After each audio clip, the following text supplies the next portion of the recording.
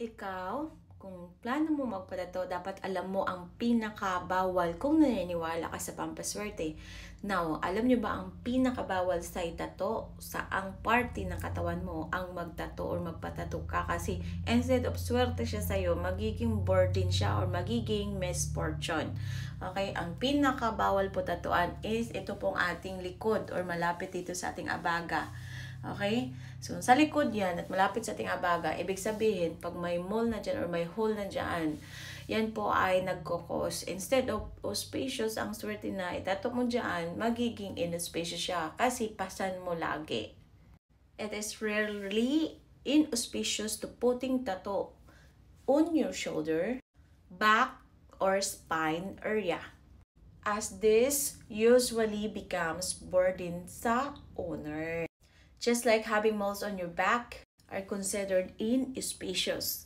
Lalong-lalo na pag nagpatato ka na words or pangalan ng iyong loved ones or ang picture ng iyong anak or yung namayapa na dapat bawal talaga yan dito.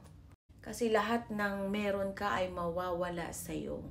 Lagi ka na lang kayod, meron kang nahabol lagi. Saan ba maganda magpatato, okay? Maganda magpatato po is dito po sa ilalim ng iyong tenga at sa kabit, dito po malapit sa inyong ilalim ng inyong buhok. Diyan, maganda yan. Maganda yan kasi intellect ang dala niyan. Tapos dito din sa ilalim ng inyong rest. Yan. And then, maganda din dito. Yan. Maganda din diamond dito ilagay. Tapos dito, lucky na words or 888 or sun. Tapos sa inyong mga dito. Dito po. Diyan. So, dito maganda birds or mga object na mga alahas dito. Maganda din ilagay dito sa index finger niyo ang words na lucky.